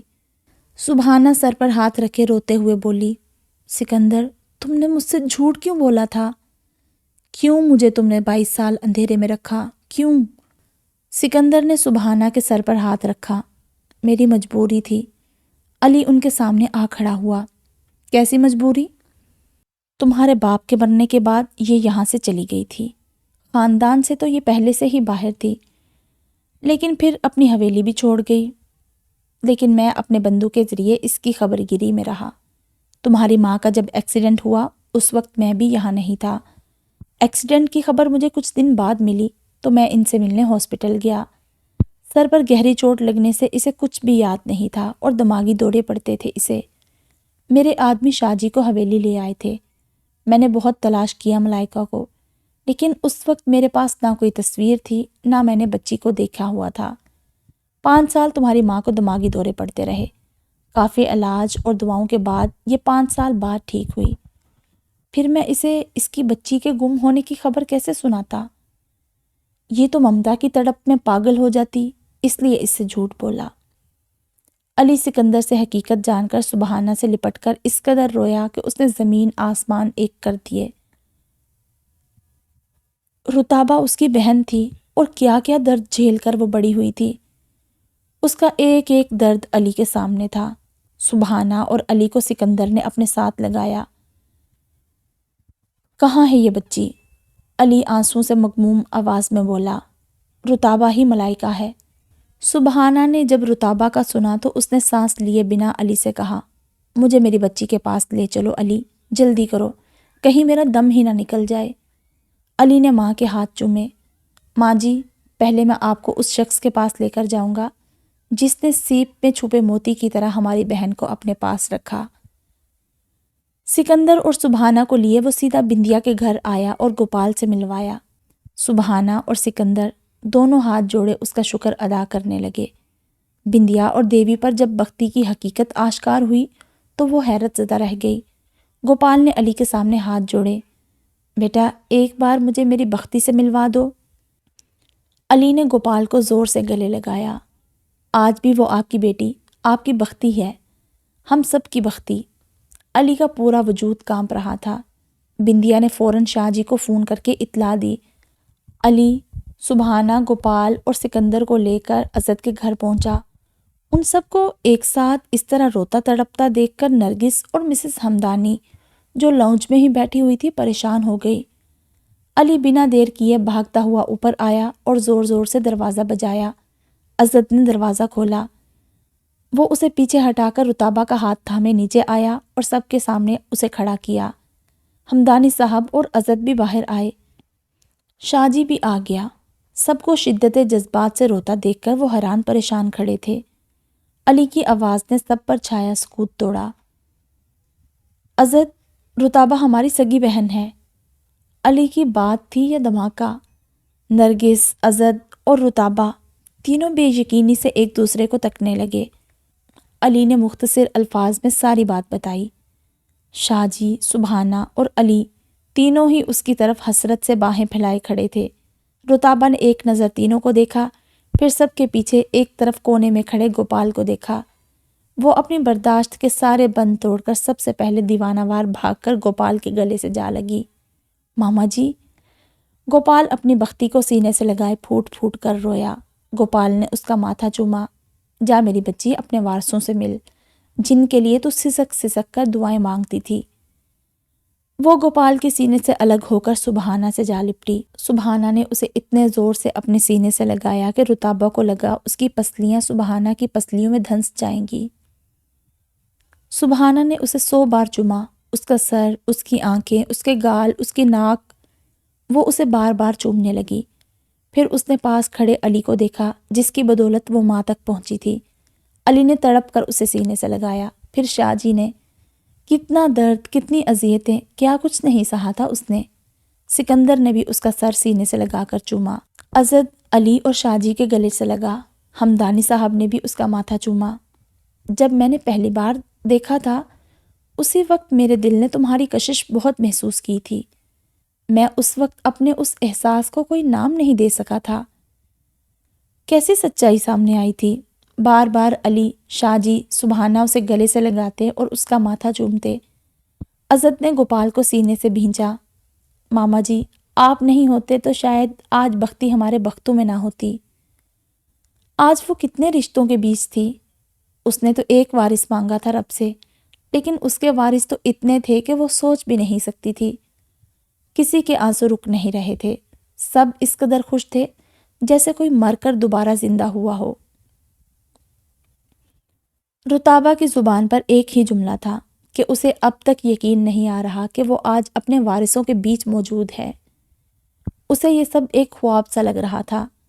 نرگس نے روتی ہوئی رتابہ کے سر پر ہاتھ رکھا اور اپنے رب کی تعریف میں بولنے لگی، میری بچی، میری جان، وہ جس کا نام الخبیر ہے یعنی خبر رکھنے والا، وہ کیسے تمہاری سسکیوں سے بے خبر رہ سکتا تھا؟ وہ جس کا نام الودود ہے یعنی محبت کرنے والا، وہ کیسے اس محبت کی نالاج رکھتا جو تمہیں اس سے ہے؟ وہ جس کا نام المتین ہے یعنی طاقت والا، وہ کیسے تمہیں کمزور رہنے دے سکتا تھا؟ وہ پاک ذات جس کا نام ہے الوکیل یعنی کام بنانے والا، پھر وہ کیسے تمہاری کہانی کو ادھورا رہنے دے سکتا تھا؟ تم نے بڑی ہمت سے صبر کیا اور اللہ صبر کرنے والوں کے ساتھ ہے۔ شاہ جی گوپال کو گھر چھوڑنے گیا تو سارے راستے میں گوپال نے بختی کے بختوں کا ذکر کیا۔ شاہ صاحب، اس بچی کا نام میں نے بختی اس لیے رکھا تھا کہ جس دن اس نے میرے گھر میں قدم رکھا تھا اس کے قدموں سے میرے بھاگ کھل گئے۔ میں ایک غربت کا مارا مزدور تھا، میرا اپنا گھر بھی نہیں تھا۔ اس بختی کے ساتھ میرے بخت دنوں میں بدلے۔ میں مزدور سے ٹھیکیدار بنا، پھر کرائے کے گھر سے اپنا ذاتی گھر بنا لیا۔ پھر سالوں بعد مجھے بھگوان نے اولاد سے نوازا۔ میں نے اس بچی کو اپنے دین پر گامزن بھی نہیں کیا تھا، کیونکہ اس بچی کو گود میں لیتا تھا تو ایک عجیب سی مہک آتی تھی۔ میں اسے مندر لے کر جاتا گود میں اٹھا کر تو یہ چیخنا چلانا شروع کر دیتی تھی، اور اذان کی آواز پر اس کا مرجھایا ہوا چہرہ کھل جاتا تھا۔ میں نے اسے اپنی پرورش دے کر مجبور نہیں کیا کہ یہ میرے دین پر چلے، اور نہ ہی اس کی عادت دیکھ کر اسے خود سے جدا کیا کہ یہ کسی نیک مسلمان کا خون ہے۔ بس یہ بچی میرا لخت جگر بن گئی۔ اسے دیکھ دیکھ کر جینے لگا تھا میں، اپنی اولاد سے بھی بڑھ کر چاہا اسے۔ لیکن اس بات پر میں آپ سب سے معافی کا طلبگار ہوں کہ بختی کو مجھے خود سے جدا کرنا پڑا۔ شاہ جی کو گوپال نے سارا قصہ سنایا۔ وہ خود بھی رو رہا تھا اور شاہ جی کو بھی رلائے جا رہا تھا۔ لیکن میرے بھاگ میں میری بچی کا نصیب اچھا نہیں ہو سکا۔ یہ بھی میری گھر والی کو بختی پر ظلم کی سزا ملی ہے۔ شاہ جی سنتا رہا گوپال کو۔ بندیا کو لے کر وہ زارو زار رویا۔ میں نے بہت منع کیا تھا اسے کہ شادی نہ کر، وہ جلاد ہے، لیکن یہ اس کی باتوں کے جال میں پوری طرح پھنس چکی تھی۔ مجھے مجبور ہو کر اس کی شادی بابو سے کرنی پڑی، جس نے بوٹی بوٹی نوچ لی میری پھول سی بچی کی۔ شاہ جی نے اس کے کندھے پر ہاتھ رکھ کر اس کو حوصلہ دیا۔ گوپال کا گھر آ چکا تھا۔ گوپال اسے اپنے ساتھ لایا۔ دیوی نے ماتھا چوم کر اس کا استقبال کیا۔ بندیا کا چہرہ بھی چمکنے لگا تھا شاہ جی کو دیکھ کر۔ ان کے بیچ کافی باتیں ہوتی رہیں۔ شاہ جی نے گوپال سے پوچھا کہ بندیا کے بارے میں آگے کیا سوچا ہے آپ نے؟ گوپال کے سر کے ساتھ اس کے کندھے بھی جھک گئے۔ وہ مایوسی کی اتھاہ گہرائیوں میں ڈوبتی ہوئی آواز میں بولا، جو اوپر والے نے لکھا ہے وہی ہوگا۔ شاہ جی گہری سوچ میں پڑ گیا، پھر کچھ دیر بعد بولا، ماما جی، اگر آپ نے بختی میری بہن اگر بابو کے حوالے کی ہوتی تو آج بندیا کے ساتھ یہ سب نہیں ہوتا۔ گوپال نے شاہ جی کی بات پر جھرجھری لی۔ نہ شاہ جی نہ، میری بوٹی بوٹی نوچ کھاتا تب بھی میں اپنی بختی اس کے حوالے نہیں کرتا۔ وہ بچی میرے پاس امانت تھی۔ بندہ اپنی جان سے جائے پر ایمان سے نہ جائے۔ شاہ جی نے سگریٹ سلگایا۔ بندیا ندامت سے سر جھکائے اس کے سامنے ہی بیٹھی تھی۔ ماما جی، آپ نے ہماری عزت کو اپنی عزت قربان کر کے بڑی عزت سے اپنے گھر میں رکھا۔ آج میں آپ کے گھر کی ذلت کو اپنے گھر کی عزت بنانا چاہتا ہوں۔ کیا مطلب؟ دیوی اور گوپال حیرت انگیز طور پر بلند آواز میں بولے۔ شاہ جی بڑے سادہ لیکن دل آویز لہجے میں بولا، میں بندیا سے شادی کرنا چاہتا ہوں، اگر وہ اسلام قبول کر سکتی ہے تو۔ شاہ جی کے یہ بولنے کی ہی دیر تھی کہ گوپال اور دیوی اپنی جگہ سے اچھل کر کھڑے ہوئے۔ یہ کیا کہہ رہے ہیں آپ؟ شاہ جی نے اپنی بات دوبارہ دہرائی تو وہ دونوں اس کے قدموں میں آ بیٹھے۔ شاہ جی نے انہیں اوپر اپنے ساتھ بٹھایا۔ یہ کیا کر رہے ہیں آپ؟ مجھے گناہگار تو نہ کریں۔ گوپال شاہ جی کا ہاتھ اپنے ہونٹوں سے لگا کر رویا۔ شاہ جی، بہت بدنام ہے میری بچی، اور آپ بڑے نام والے، زمانہ آپ کو جینے نہیں دے گا۔ شاہ جی نے گوپال کا ہاتھ مضبوطی سے تھاما۔ آپ زمانے کی فکر نہ کریں، زمانہ مجھے نہیں بدل سکتا، البتہ زمانے کو بدلنے کا ہنر اللہ تعالیٰ نے میری ذات میں رکھا ہے۔ آپ نے غیر مسلم ہو کر اتنی فراخ دلی سے کام لیا۔ 18 سال گھر والوں سے لڑتے جھگڑتے رہے، میری بہن کو اپنی جان سے عزیز تر رکھا، پھر 4 سال اس کو بچاتے ہوئے ذلت کی ٹھوکریں در بدر کھاتے رہے، اپنی بچی کو بھی قربان کیا۔ کیا غرض تھا آپ کو میری بہن سے؟ کیا دے سکتی تھی وہ آپ کو؟ لیکن آپ نے اس وقت اس کا ساتھ دیا جب زمانے بھر نے اس کا ساتھ چھوڑا، تو کیا میرا حق نہیں بنتا کہ اب اس مشکل وقت میں آپ کا سہارا بنوں؟ گوپال نے اپنا فیصلہ اس کے حق میں دے دیا۔ دیوی نے بھی اقرار کیا کہ انسانیت سے بڑا کوئی مذہب نہیں، اولاد تو ہم سب آدم کی ہی ہیں، اور آدم کا جو رب ہے وہ ہم سب کا رب ہے۔ دیوی نے بندیا کا ہاتھ شاہ جی کے ہاتھ میں دیتے ہوئے کہا، صرف بندیا ہی نہیں، ہم بھی تمہارے اس رب پر ایمان لاتے ہیں جس نے تمہیں ہمارے گھر ہدایت کا پیامبر بنا کر بھیجا۔ شاہ جی کی آنکھیں بھر آئی۔ تم اتنے رحم دل، انصاف پسند اور ایماندار ہو، پھر جس رب پر تم ایمان لائے وہ کتنا عدل والا، انصاف والا ہے، اس بات کا یقین تمہیں دیکھ کر آیا۔ گوپال، بندیا اور دیوی نے ایک ساتھ مسلمان ہونے کا اقرار کیا۔ پائل دروازے پر کھڑی یہ سب دیکھ اور سن رہی تھی۔ شاہ جی نے روتے روتے اس طرح کلمہ پڑھا کہ پائل کا بھی دل پسیج گیا۔ ایسا کلمہ شاہ جی نے آج تک نہیں پڑھا تھا، جس کا لفظ لفظ اس کی روح کو نچوڑتا ہوا آنسوؤں کی جھڑی میں ادا ہو رہا تھا۔ لا الہ الا اللہ محمد الرسول اللہ، نہیں کوئی معبود سوائے اللہ تعالیٰ کے، محمد صلی اللہ علیہ وآلہ وسلم اللہ کے رسول ہیں۔ اس کی تقلید میں ان چاروں نے کلمہ پڑھا۔ شاہ جی نے گھر آنے سے پہلے مسجد کا رخ کیا اور اللہ کے حضور سجدہ شکر ادا کیا۔ پھر جب گھر لوٹا تو اس کے چہرے کی دمک دیکھ کر ہر آنکھ اس پر ٹھہر سی گئی۔ سبحانہ پوچھے بنا نہ رہ سکی، اتنا پر نور چہرہ لے کر کہاں سے لوٹے ہو؟ وہ سبحانہ کو گلے سے لگا کر بولا، ماں جی، کسی بھٹکے ہوئے کو راہ دکھائی ہے۔ کس کو؟ ماں جی، آپ کی ہونے والی بہو اور اس کے گھر والوں کو۔ سب عزت کے ہی گھر میں موجود تھے، سب کے کان ایک ساتھ کھٹکے۔ شاہ جی پنجوں کے بل رتابہ کے پاس آ کر بیٹھا، پھر اس کے دونوں ہاتھ چوم کر بولا، جو میری بہن کا لجپال ہے۔ رتابہ سمجھ گئی تھی اس کی بات۔ میرے ماما جی کا کہہ رہے ہو؟ شاہ جی نے ہاں میں سر ہلایا۔ رتابہ نے خوشی سے چھم چھم برستے نینوں سے شاہ جی کی چاند کی طرح روشن پیشانی چومی۔ بندیا کو اپنانا چاہتے ہو؟ شاہ جی کے ہاں پر علی چونک کر کھڑا ہوا۔ یہ کیا کہہ رہے ہو تم یار؟ وہ سب کو اپنی طرف متوجہ کرتے ہوئے اپنی بھاری آواز میں بولا، میں آپ سب کو بتانا چاہتا ہوں، ماما جی کا پورا گھرانہ ہم سے متاثر ہو کر اللہ پر ایمان لانا چاہتا ہے، اور میں بندیا سے شادی کرنا چاہتا ہوں۔ مجھے امید ہے کہ میرے اس فیصلے سے کسی کو اعتراض نہیں ہوگا۔ سکندر کو غصہ آنے لگا تھا۔ یہ تم کیا کہہ رہے ہو برخودار؟ اس کی حقیقت جانتے ہو؟ جی مامو جان، سب جانتا ہوں، اور یہ بھی جانتا ہوں کہ میری بہن کی عزت بچانے کے لیے اس شخص نے اپنی بیٹی اندھے کنویں میں پھینکی۔ اگر وہ اسے بابو کے حوالے کر دیتا تو آج بندیا کی جگہ ہمیں رتابہ ملتی، اور ملتی بھی یا نہیں یہ تو میں یقین سے بھی نہیں کہہ سکتا۔ سبحانہ جیسی نیک عورت کا بیٹا تھا وہ، اس کی پاکیزگی شاہ جی کے کردار میں چھلک رہی تھی۔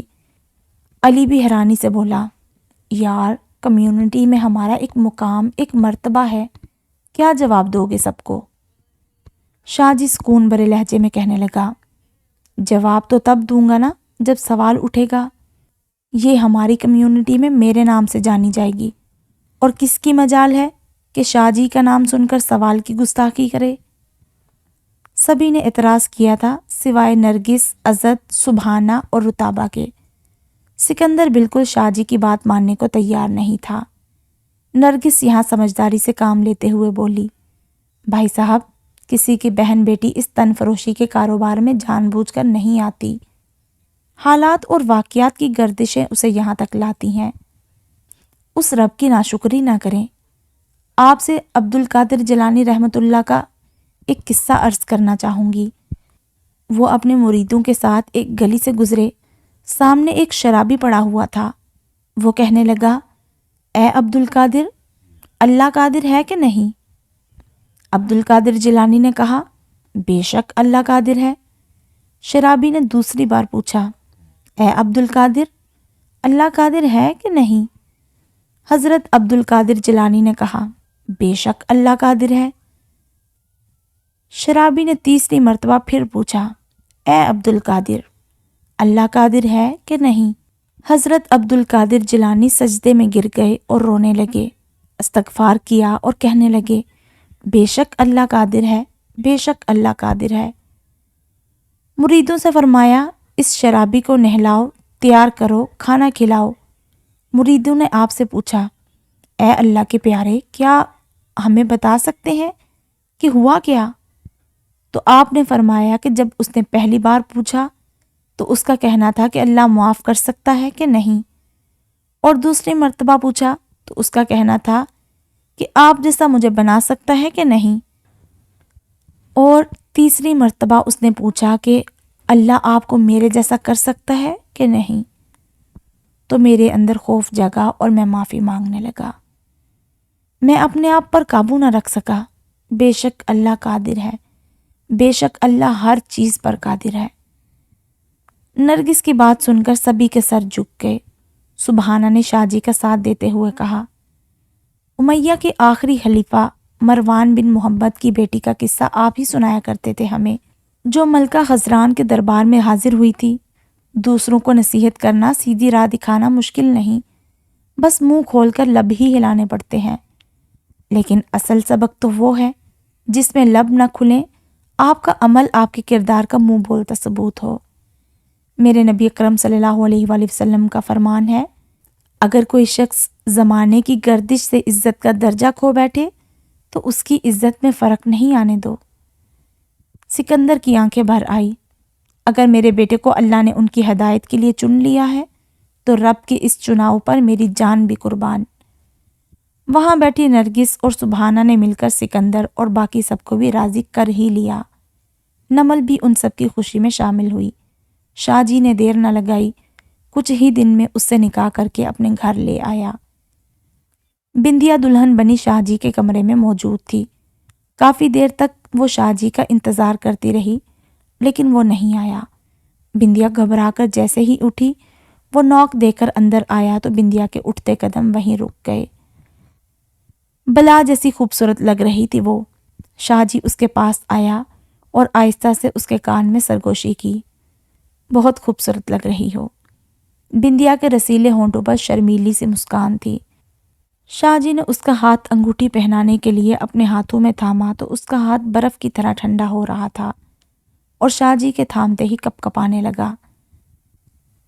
بے شک کچھ عرصہ پہلے وہ جسم فروش رہی تھی، لیکن شرم و حیا عورت کا گہنا ہے، اور اپنے تمام تر گناہوں سے توبہ کر کے اسلام کے دائرے میں شاہ جی کے ساتھ داخل ہو کر وہ حیا کا پیکر بن گئی تھی۔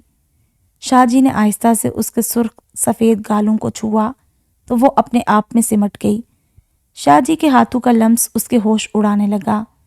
بہت آہستہ سے شاہ جی نے اس کے ہونٹوں پر اپنی انگلی پھیری تو وہ سانس اندر کھینچتے ہوئے واپس لینا بھول ہی گئی۔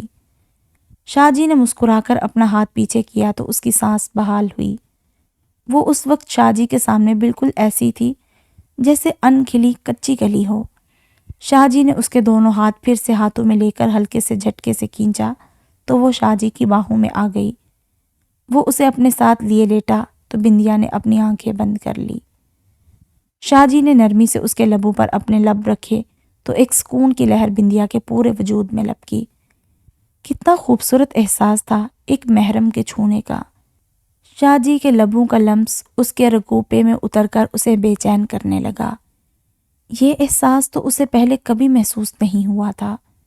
شاہ جی نے اس کی بند آنکھوں کو چوما تو اس نے اپنی آنکھیں کھول کر بے یقینی سے شاہ جی کو دیکھا، جو اس پر اپنی چاہت کے تمام ارمان لٹاتا جھکا ہوا تھا۔ بندیا اپنی باہیں شاہ جی کے گلے میں ڈال کر رو پڑی۔ شاہ جی نے اسے پوری قوت سے اپنی باہوں کے حصار میں لیا۔ کیا ہوا ایمان؟ شاہ جی نے اسلام قبول کرنے کے بعد اس کا نام اپنی پسند سے ایمان رکھا تھا۔ وہ بس روتی چلی گئی۔ میری جان، یہاں دیکھو میری طرف۔ اس کے سینے پر لیٹی ایمان نے سر اٹھا کر اسے دیکھا۔ شاہ جی نے اس کے آنسو اپنے ہونٹوں میں جذب کیے۔ سبحان، اس نے شاہ جی کو اس کے اصلی نام سے پکارا۔ جانتے ہو، میں نے اپنے ان ہونٹوں کو آج تلک کسی غیر کو چھونے نہیں دیا، حتیٰ کہ بابو کی اصلیت جان کر اس کو بھی نہیں چھونے دیتی تھی۔ وہ اکثر مجھ سے لڑ پڑتا تھا اور مجھے مارتا بھی تھا، بہت نفرت کرتا تھا مجھ سے، اپنی انگلیوں سے کچل بھی دیتا تھا میرے ان ہونٹوں کو۔ اسے بہت نفرت ہو گئی تھی ان سے۔ وہ کئی مہینے غائب۔ شاہ جی نے اس کے ہونٹوں پر اپنے ہونٹوں کی مہر ثبت کرتے ہوئے اسے خاموش کروایا۔ شش، یہ رات باتوں کی نہیں، بھول جاؤ اپنی بیتی زندگی کو میری خاطر۔ شاہ جی نے بڑے پیار سے اسے بہلایا۔ اس نے اپنے آنسو پونچھے۔ تم بھلانے میں میری مدد کرو گے؟ میرا بس نہیں چلتا، ورنہ ان سب بھیانک یادوں کو، بھیانک قصوں کو تمہارے دل و دماغ سے اکھاڑ پھینکتا۔ وہ اس کے گولڈن ریشمی بالوں میں ہاتھ پھیرنے لگا۔ ایمان نے اپنا سر شاہ جی کے سینے پر رکھ کر سکون کا سانس لیا۔ اس کا دل چاہا اب اس کا دم بھی شاہ جی کی باہوں میں ہی نکلے۔ بابو ان مردوں میں سے تھا جو دوسروں کی بہن بیٹیوں کو دیکھ کر اپنا ازار بند ڈھیلا کر لیتا۔ آج اسی ازار بند کو نکال کر اپنا گلا گھونٹ کر مار دیا تھا خود کو بابو نے۔ اس کی لاش برہنہ پڑی ہوئی تھی، جیسے وہ سب کی عزتوں کو برہنہ کرتا تھا۔ مایا اپنے والدین کے ساتھ لندن جا چکی تھی۔ جاذب کو جب بھی تنہائی میسر آتی وہ اللہ کے حضور گڑ گڑا کر روتا اور اپنے کیے کی معافی مانگتا رہتا۔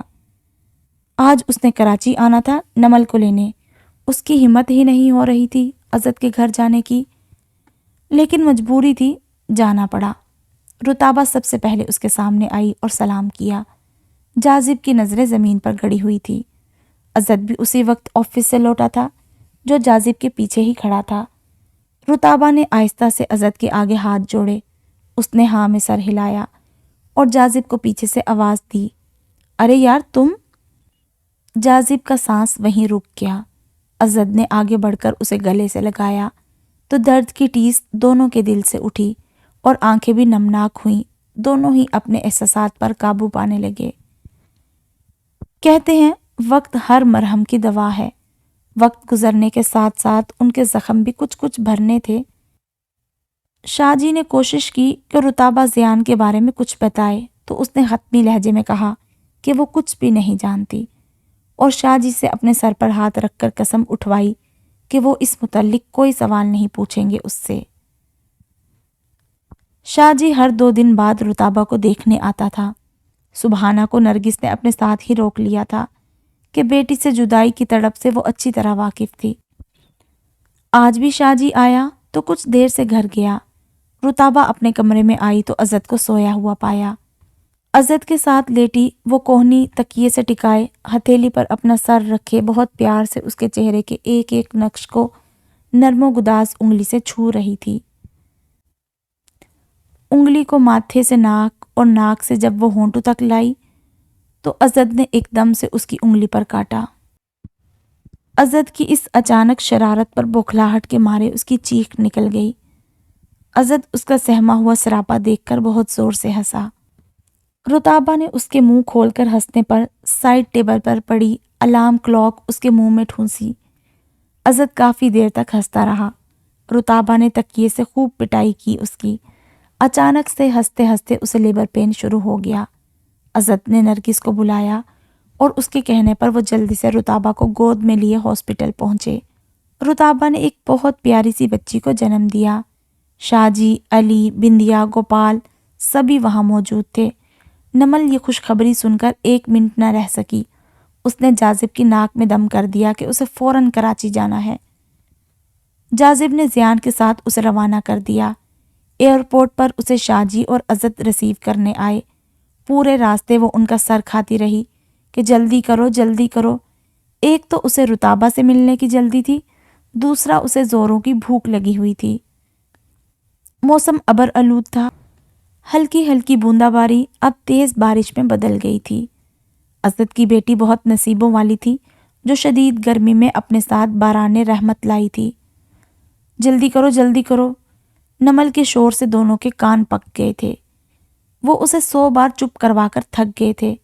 بارش سے ٹریفک بہت جام ہو گئی تھی۔ شاہ جی اسٹیئرنگ پر ہاتھ مار کر بولا، شٹ یار، ابھی تو اچھا خاصا راستہ باقی ہے۔ شاہ جی کی بات سن کر نمل پیٹ پر ہاتھ رکھے بے ہوشی کا ناٹک کرنے لگی۔ جلدی عزت کو بھی تھی۔ یار تو آج اس لینڈ کروزر کو جہاز بنا دے ورنہ میں سیٹ کورز چبانا شروع کر دوں گا۔ شاہ جی نے حتی الامکان لہجے میں نقاہت سموتے ہوئے کہا، اچھا۔ پہلے یہ پانی اس کے حلق میں ٹپکا، گزر گئی تو ماں جی اور جاذب مجھے ہی الزام دیں گے۔ لیکن اس میں تو پٹرول ہے۔ عزت نے منرل واٹر کی بوتل شاہ جی سے لیتے ہوئے بلا ارادہ ہی ڈھکن کھول کر اسے سونگھتے ہوئے اعتراف کیا۔ شاہ جی نے عزت کو آنکھ ماری، اچھا میں سمجھا پانی ہے، چل خیر، اسے تو نہیں پتا نا، تھوڑی دیر مزید چپ رہے گی۔ عزت اپنی مسکراہٹ دباتے ہوئے بولا، تو سوچ کتنا سکون ہوگا۔ شاہ جی نے اس کی بات کی پرزور تائید کی، واقعی یار تیرا دماغ بہت دور تک سوچتا ہے۔ ازد نے فراخ دلی سے اس کی ذہانت کی تعریف کی اور پچھلی سیٹ کی طرف مڑتے ہوئے بوتل لیٹی ہوئی نمل کے منہ سے لگا دی تو وہ چیخ مار کر اٹھی۔ قتل؟ تم لوگ مجھے قتل کرنا چاہتے ہو؟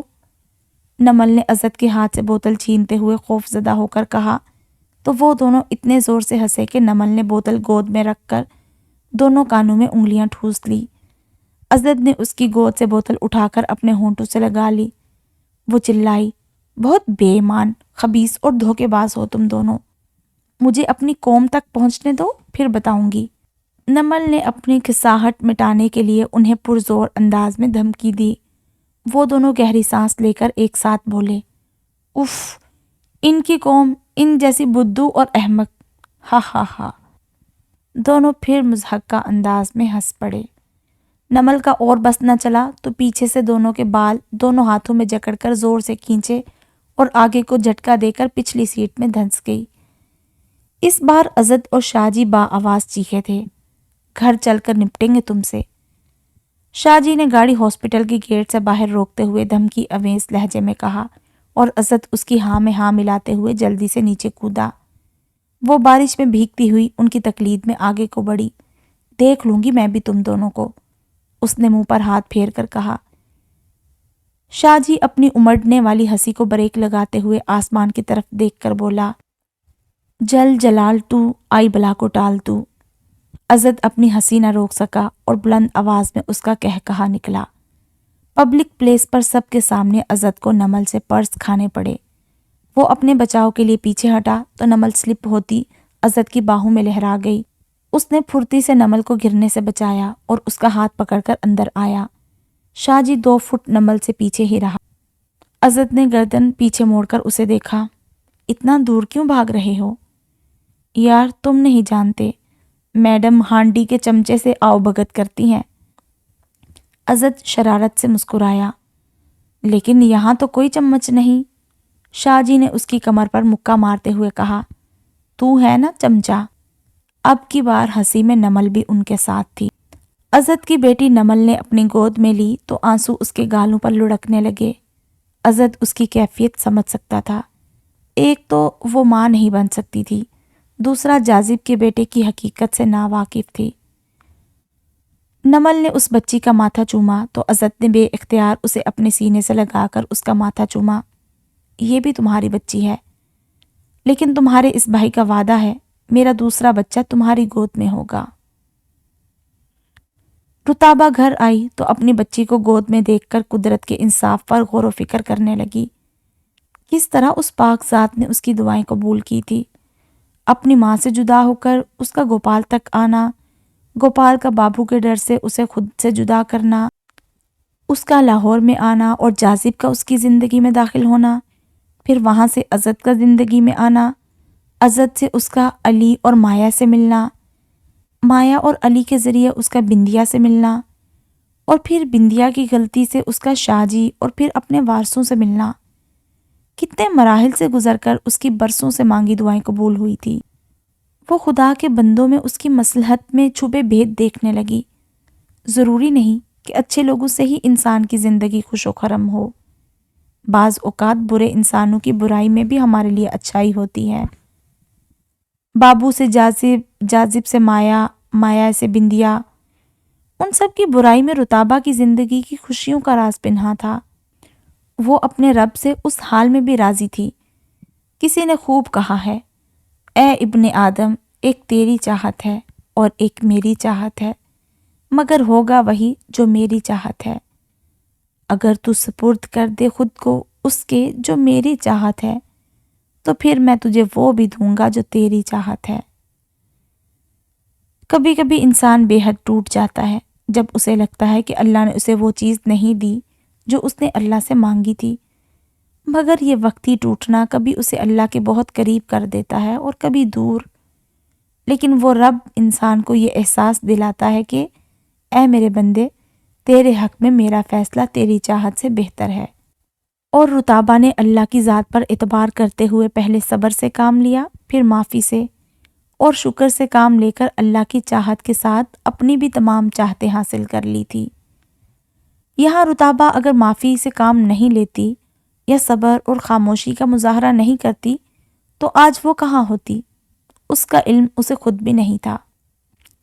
رتابہ اگر بولڈ لڑکی کا کردار اپناتی، عاجزی سے کام نہیں لیتی اور اپنے حق کے لیے لڑتی، اپنی زبان کھولتی، واویلا مچاتی تو کیا حاصل کرتی؟ وہ یہ سب کر کے جو حاصل تھا اسے بھی گوا دیتی۔ ایسا سچ جو فساد پھیلائے اس پر خاموش رہنا بہتر ہے۔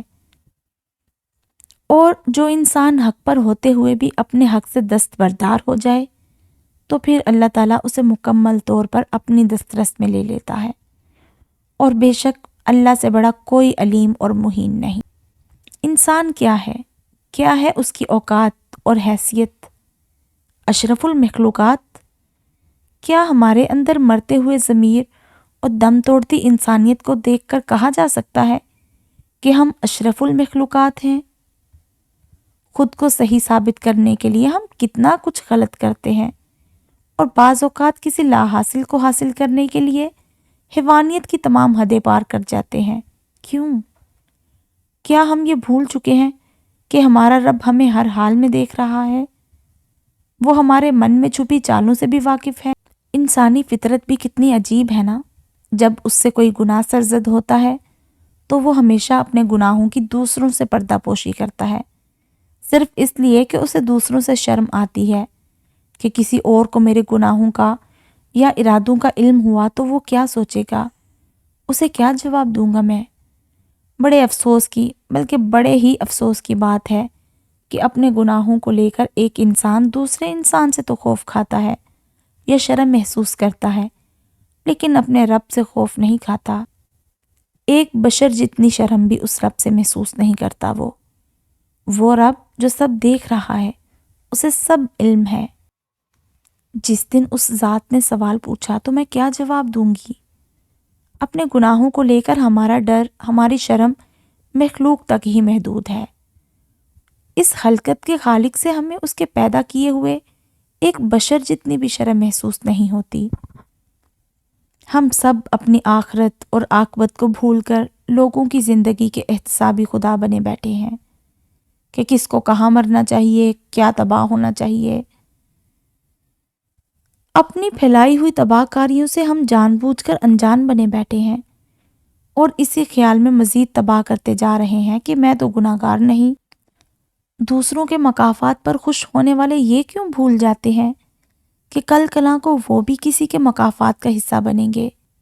سب کو اللہ کی رضا کی خاطر معاف کرنا سیکھیں تاکہ آپ کے اپنے ناقابل معافی گناہ بھی معاف کیے جا سکے۔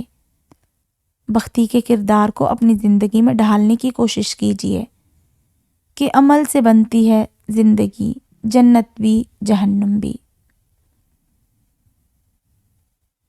ختم شد۔ تو یہ تھا ہمارا ناول بدبخت، جسے لکھا تھا عرشی نور نے۔ آپ لوگ کامنٹ سیکشن میں لازمی اپنی رائے کا اظہار کریں کہ آپ کو یہ ناول کیسا لگا۔ مجھے بہت اچھا لگا، بہت مزہ آیا پڑھنے کا مجھے یہ ناول۔